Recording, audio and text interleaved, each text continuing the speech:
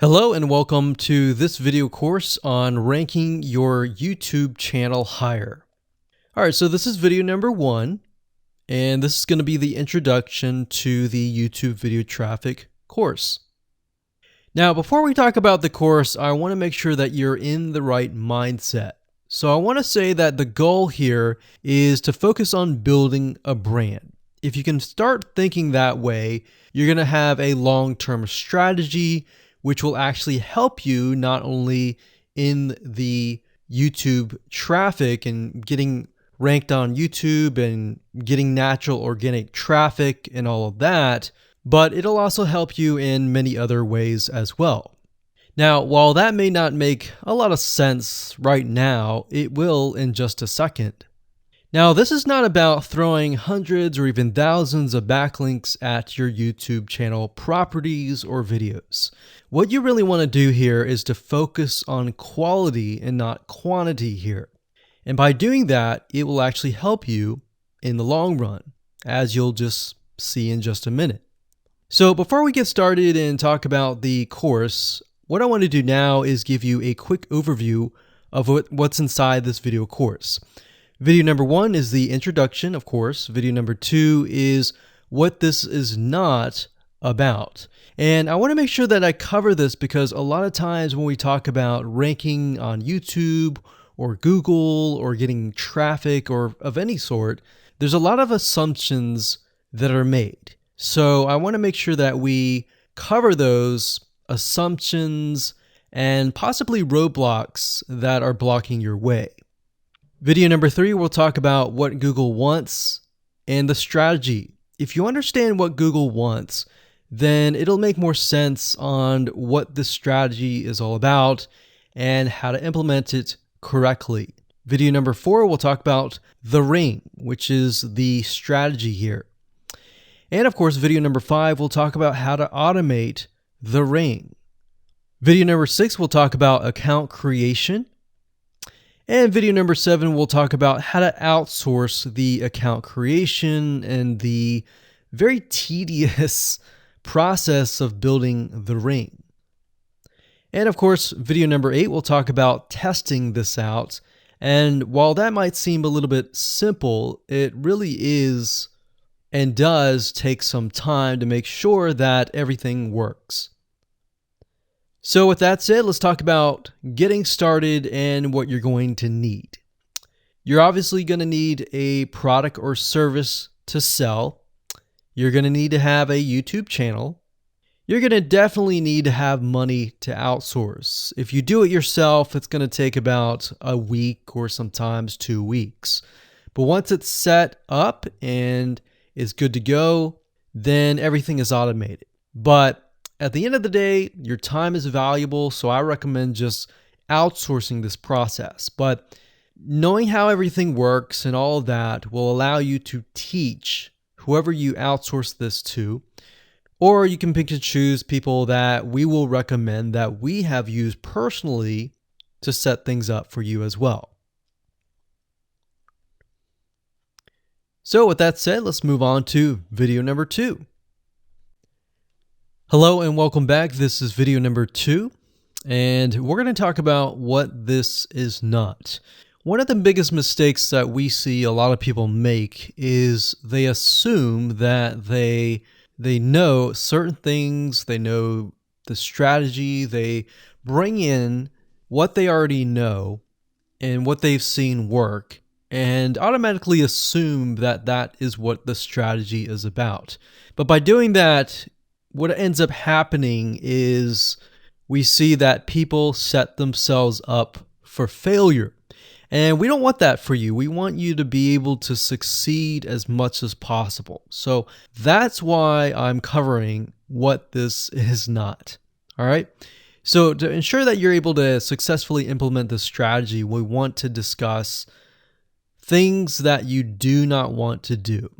So as I mentioned earlier in the previous video, this is not about throwing hundreds or even thousands of backlinks at your YouTube channel or at your properties. In fact, YouTube has become very, very smart in figuring out if you are actually gaming the system. So what we're trying to do here is think of a strategy that works long term. So you want to focus on quality and not quantity here. It's better to get a few backlinks that are of quality rather than getting thousands of backlinks that don't even relate to your content. And we're not talking about automated softwares either. So like I said, Google's very smart in figuring out how to detect fake backlinks or computer-generated backlinks. They're able to detect patterns. So what you're trying to do here is not follow any sort of pattern whatsoever. You want to make sure that it looks natural as possible, because otherwise Google will penalize you in the future. May not be this month, may not be this next year. It may be the 2 years later kind of thing, or it might be even this month. So what you really want to do is focus on a long-term strategy that is going to last. Now, obviously, we're not going to know exactly if the strategy is going to last or not, but part of the strategy is figuring out what Google wants and fulfilling that. Now, one secret to knowing whether a strategy will last or not is to ask yourself these questions. So this strategy, along with other strategies, you should ask this question over and over. Is this a shortcut? And does this seem spammy? And best of all, will this upset your visitors? So the people that are coming to your YouTube channel via google.com or any other site, is this going to upset them? Because if it does, then guess what?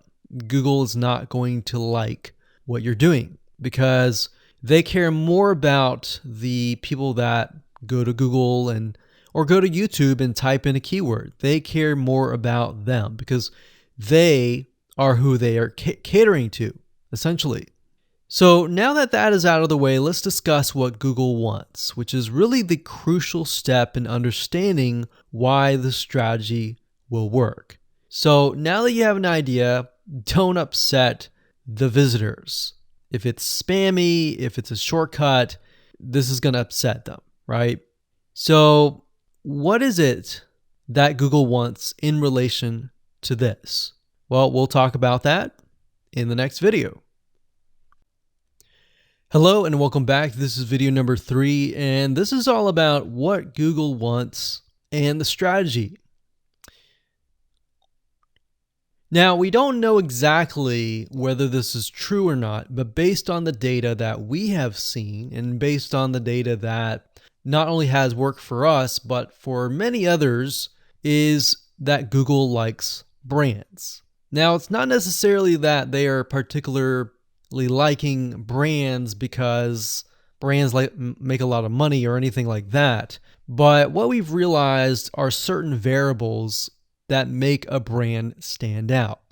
So they don't exactly go out and tell people that they like brands, but based on the data that we've seen, we have seen brands rank better. So why is that? Why is it that Google seems to rank brands better? It's because brands last long term, and they oftentimes provide value. Remember, going back to what makes the visitors happy, it's the value that they are offering, right? At least the majority. So you'll notice that brands tend to have a really good following of fans that love their content. So why is that important? Well, their concern isn't really necessarily the brand, but giving people that are searching certain keywords on Google or YouTube, giving them what they want. Now, you'll notice that brands attract a consistent following as well. So Google likes it when they find that there's not only a good following, but a good engaging and good interaction. So their fans click and engage with their content more. And YouTube likes that. They love engagement. If you take a look at videos that rank really well, you'll notice commonality, and you'll notice that they have a lot of likes, they have a lot of comments. Essentially, they have engagement. And engagement is essentially the currency of YouTube. So whether somebody gets a bad comment or a good comment, a comment is a comment. A comment essentially, if you think about it, is worth about $1. Now, we're just saying that because it's like currency, engagement. Now, this means there is a higher CTR, or in other words, click-through rate. So if you have fans that really love a specific brand, they're most likely going to come back over and over again, right? So higher engagement is what Google likes to see. Higher engagement means that the fans really like the content. So this is based on the data that we have received and based on the data that we have observed. So the strategy here is to make sure that you look like a brand and you do backlinking like a brand. Make sense? So what does backlinking like a brand look like? Well, if you think about the visitors that are coming to that brand, they are looking at it, they're engaging with it, they're sharing it with their friends. Now, like I said earlier, there's no exact this is the way it is, but based on the data that we have gathered over the years and what we see what works and what hasn't, we can safely say that looking like a brand will be better for your YouTube channel. And of course, gathering a fan base and a good following that is interacting with your content is also key. Now, if you look at brands, they have many social properties besides YouTube channels. They've got Facebook.com, they have Twitter, they have Snapchat, and more. So it only makes sense for your brand to have the same properties in your brand name and interlinking to each other, right? So let's say, for example, that you upload a video to YouTube.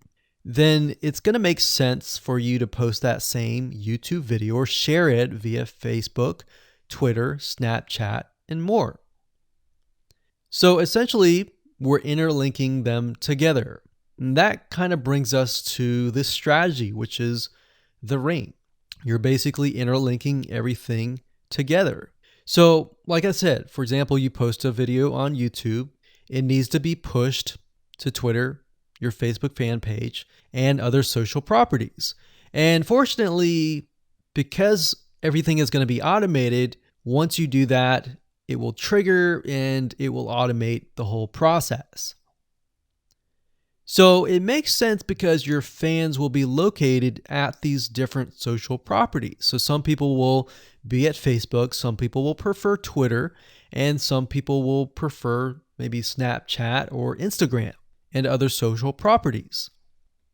But if you think about it, it sounds very time consuming and tedious, right? And yes, it is, but once everything is set up, it will actually make your life a lot easier. But like I said, don't worry, we're going to show you how to speed things up with a few dollars. So with that said, let's move on to video number 4. Hello and welcome back. This is video number 4. And we're going to talk about the ring, which is the strategy. So in the previous video, we discussed why having different social media properties interlinked together can help Google see you as a brand who is sharing your content to your audience. In other words, these aren't just random backlinks, but links from big sites that are branded towards your company. And this is why this is super targeted and is much more powerful than a simple backlink. Make sense? So now let's take a look at what this looks like in real life. So let's head on over to our nifty mind mapping software. I'm going to map things out so that you're going to be able to visually see how it all works. Okay, so to better understand how this works, we're going to map things out. Now, before we map things out, I want to start with some basics, and let's just pull this out here. So essentially the concept here is as you're building your brand, you're going to have many different social properties. And let's say, for example, this is the Facebook fan page. So that's your fan page. And We've got the YouTube channel over here because that is our end goal, is to have our YouTube channel get ranked higher. So essentially what we're doing is we're getting a backlink from this to here. And this could be Facebook, it could be Twitter, it could be Instagram, it could be any other social media platform. But it has to be branded towards you. It can't just be somebody else's fan page unless it is actually related. But if it's related and if it's branded as yours and it's linking to your YouTube channel, that essentially is a vote of confidence, but also it shows YouTube that you're interlinking. So that's basically the concept here. Now, if we dig a little deeper, basically what we want to set up is every time we upload a YouTube video and it gets posted, maybe it gets posted publicly, what ends up happening is we push that YouTube video and get it embedded onto the Facebook fan page, the Twitter page, the WordPress page, and all of that.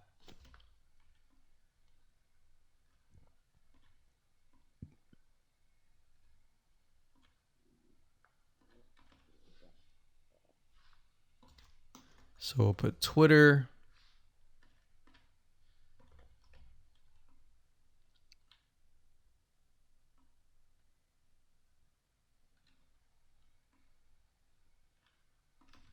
And we'll do WordPress. So as you can imagine, you've got the centerpiece here. You've got different social media platforms that are posted. Now, there isn't necessarily a set rule where you have to post it to X amount of social media properties. It can be 5, it can be 10, it could be 20, it could be different social media platforms. But in order to execute this and get it correctly, you will need to make sure that the platform that we use to automate this process actually supports that specific social media platform. So essentially this is what works, and this is basically what it is.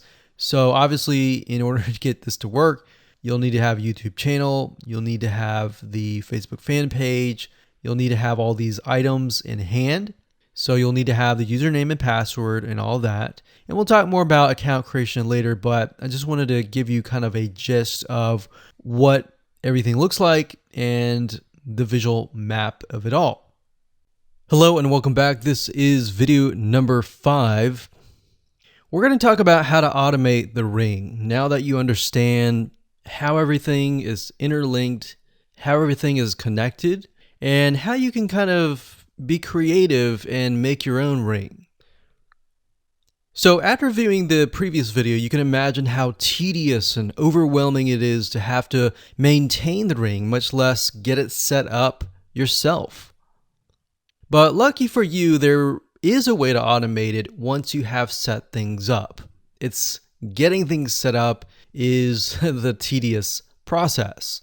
Now, there's a software platform called IFTTT, and there's another one called Zapier.com that allows you to automate the process of moving content all around your social properties. So you could take a YouTube video and have it pushed to your WordPress site. And by pushed, I mean have it embedded on your WordPress site and then have it shared on your Facebook fan page, your Twitter page, your Instagram, and all of that. So you have essentially what we call triggers that whenever the trigger happens, then something else happens. So what IFTTT stands for is if, then, this, that.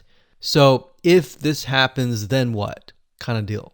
Now, between the two, Zapier will cost you a lot of money after a while. A lot of times they'll give you some free triggers and zaps, which is what they call it. And beyond that, it will cost money. Whereas with IFTTT, it's just as good, but it's free. So let's hop on over and show you how IFTTT works.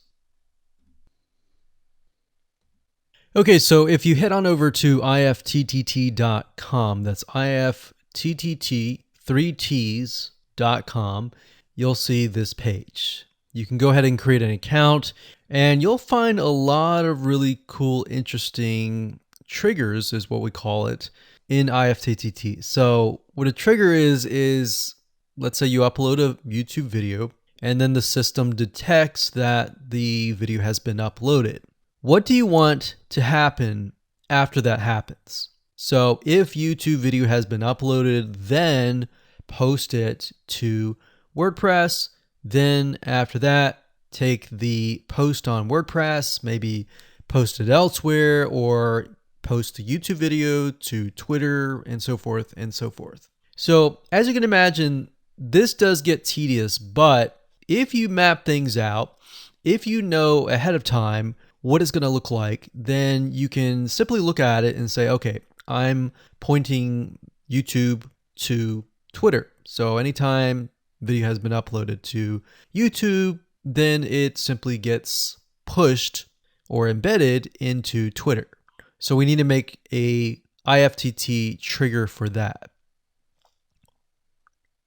So to do that, it's very easy. All you have to do is go to My Applets up here, and you can do a search for applets. Now services over here, I'm not going to click that, but this tab here allows you to essentially connect to all the services that you're going to be using. So for example, as you can see here, I've got Tumblr to Weebly, RSS to Google Drive, a YouTube like to OneNote, YouTube like to Facebook page. And the reason why you might want to have YouTube likes is, let's say for example that you already have maybe 50 videos on your YouTube channel, but you want to find a way to get those videos embedded. So what we figured out is that YouTube likes is the way to go. So obviously you can't re-upload a video that hasn't already been uploaded and is already getting thousands of views. The way you go about it is create a YouTube like trigger so that you can simply like it, and then it gets posted to throughout your network. Now, as you can see here, you can easily get lost in the mix of everything. So that's why I said visually map everything out first, and then from that point, then you can simply go in and set things up. So like Blogger to Weebly, YouTube to Facebook, YouTube to Blogger, YouTube to Instapaper, YouTube to DIIGO, YouTube to Google Plus page via Buffer, and all that. And we got YouTube to Tumblr, YouTube to Twitter. So it can go on and on and on if you really wanted to, or you can simply pick and choose what you want and what you don't want and go from there. Now, in order to turn them on, you can simply click here to turn them on. But for the sake of just showing you, this is what it looks like. So as you can see, the Tumblr to Weebly is activated. So when it is activated, it'll have the on button and the green light. Hello and welcome to video number 6, and we're going to talk about account creation. Okay, so obviously in order to set up the IFTTT ring, you need to have accounts for all of your branded social properties. So in other words, you need to have the username and password for Facebook, for Twitter, for all the other social media properties. Now, obviously, if you already have some, then great. You don't have to create those. But for the ones that you do not have, you want to be able to create those. Now, while that does sound very simple, there's a few things that you really need to focus on. So to make sure that you're successfully able to do this without risking your accounts being closed, and that does happen, we're going to cover a few things that you must do with all of your accounts. In fact, some of our accounts have been banned or closed by mistake because it has to be done a certain way. So you need to make sure that you have everything correct. Now, first, you need to have an email address, preferably a Gmail account or an email account that is reliable. And you need to have one email address for that. Typically, you want to have something that is branded as well, because you never know with these social media platforms if they're analyzing every step of the process. Now, most social media accounts we have found require you to have a unique telephone number. So you will need to use either yours or you'll need to get one. If you don't have one and you don't want to use your personal telephone, there are several places to get unique telephone numbers that can be used for both voice and SMS. And the reason why you want to have it for SMS as well is because some of these social media platforms will send you a text message. Now, one in particular that we use is called line2.com. That's line2.com. And of course, there are many out there, but this is just one that we have tested and it works really well. So a lot of times when you create a brand new social media property, an account, you need to have a unique telephone number.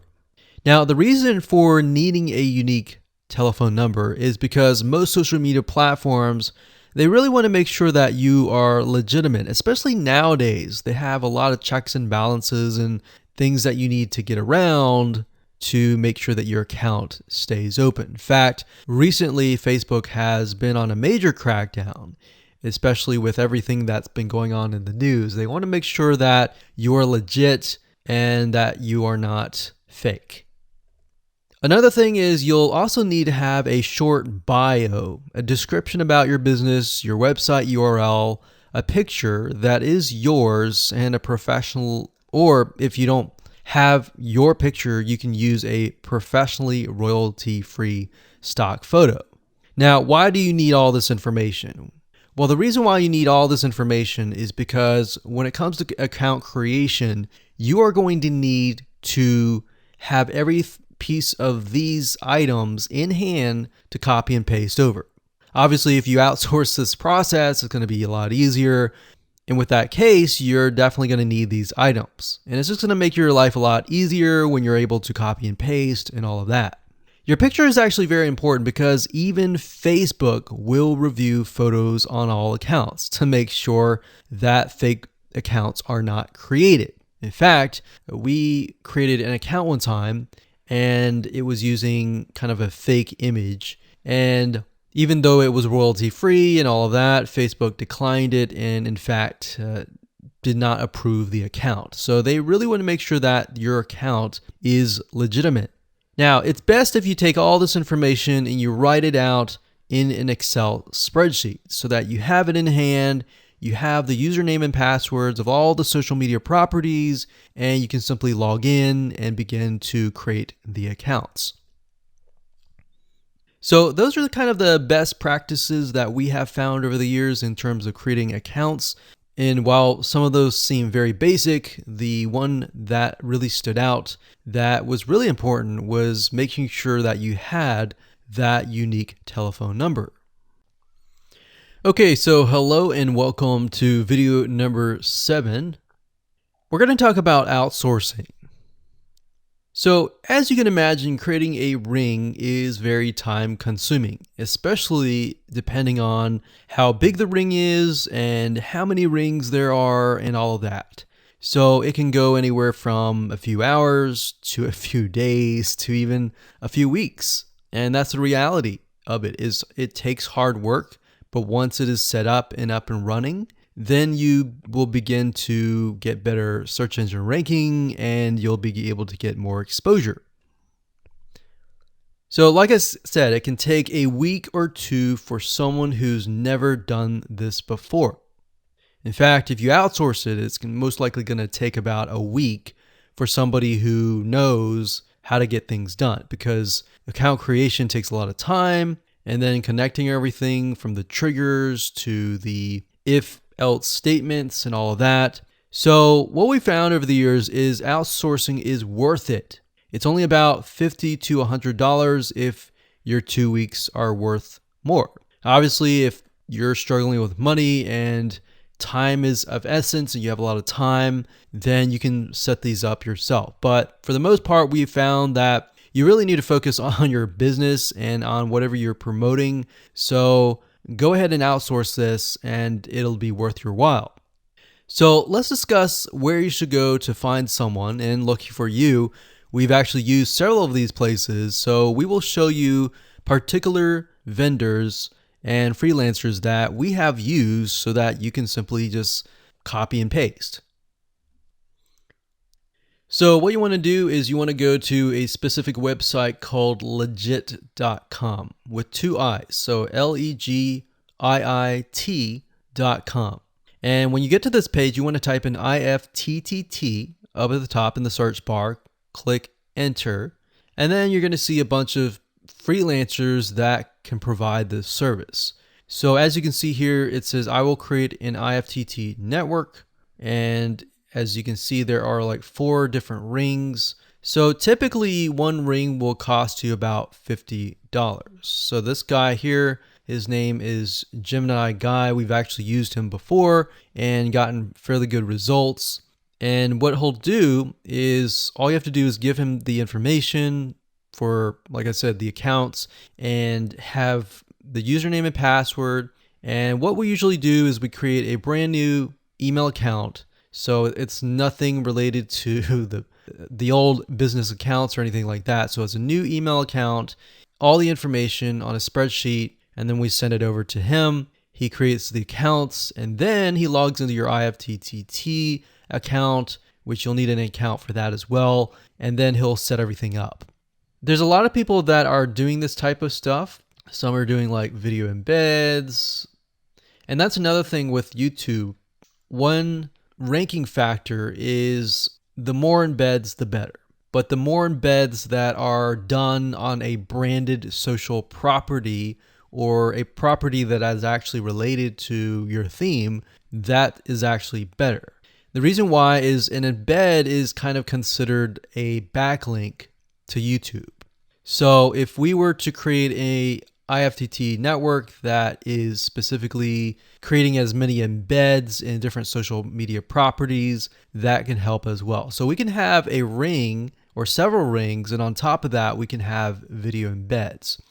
Now, the nice thing about legit.com is it's really focused on a lot of online marketing, SEO, and other different services like backlinks, PBN links, and all of that. But what we found is you don't want to get too fancy. You want to start out slow and work your way up. Because if you start just throwing a bunch of backlinks or even video embeds right away, it doesn't look natural, right? If you release a piece of content, sometimes it can take a week or weeks until you start getting hundreds or even thousands of likes or engagement. So you don't want to throw thousands or even hundreds of thousands of backlinks right away, right? So that's not going to look natural. And going back to what we talked about earlier in the previous videos, does it look natural? If it doesn't look natural or doesn't seem natural, then that can be a problem. So legit.com is an awesome site to go to. And this guy right here, Gemini Guy, like I said, is someone that we've used. Now, obviously you can go to these other people and look at the reviews and see if they have good reviews and see what other people are saying. Hello and welcome to video number 8. This is all about testing and making sure that you understand how to test it to make sure that it works. Because I will say once these are set up, a lot of times, sometimes they work. A lot of times, sometimes one of the items throughout the line does not work. So I'm going to show you how to troubleshoot it. So whether you created the ring yourself or you hired somebody to do it, testing is very, very important. In fact, we outsource most of our rings, but yet we still have to go back and test it out. A lot of times when these freelancers are in the mode, they'll test it out, but they're really relying on you to test it out because they can't upload a YouTube video to your YouTube channel unless they have access. And a lot of times we don't give them access for, privacy and security reasons. So let's go ahead and discuss how to do that. So let's hop on back over to IFTTT and I'll show you how you need to test things out. Okay, so we're back at IFTTT, and what I recommend that you do is you open up the Excel spreadsheet that the freelancer gives you or that you've created yourself. And on that Excel spreadsheet, it should have your username and password and all the links to all of the accounts that were created. So in that case, how do we test it out? Well, obviously we're going to need to upload a video to YouTube. Now, I'm not going to do that now, but if you upload that, everything should work throughout the network. So the way you can test things out is simply by going to the websites that are in the Excel spreadsheet. So once you go there, if it has been posted, it works. If it's not working. If it's not working, then you'll need to kind of troubleshoot it. Either get the guy who created the ring to help you out, or if you did it yourself, this is basically what you need to do. So you need to check through and figure out what's not working. So if we found that the YouTube video is not being posted to blogger.com, we need to figure out why. So we need to go to the applet. So this in case is the YouTube like to Blogger. So it's a little bit different than the upload to YouTube channel. But if we click on that, you can see here that we have the applet that goes from YouTube like to Blogger. So if we click on this here, you can actually get a better view of what's happening. So basically anytime a YouTube video is liked, we create a post on Blogger, we put the title, we put all this. Now we need to figure out why. Usually a lot of times the reason why it's not posting is because it's not connected to the account. So you want to make sure that it's actually connected. If it is connected, then sometimes you'll need to look at, for example, this. Is it posting the title and maybe not the video? Or is it not posting everything? If it's not posting everything, it usually means it's a connection issue. If it is posting like the title, but not the body or the YouTube, then maybe it's the embed code is incorrect. So you can check that. So really what it comes down to is just trial and error. But if you really outsource this, it's really going to be a lot easier. But that's what we found to be the case, and most of the time is that the services are not being connected. And I will say IFTTT, sometimes it's can be hit or miss.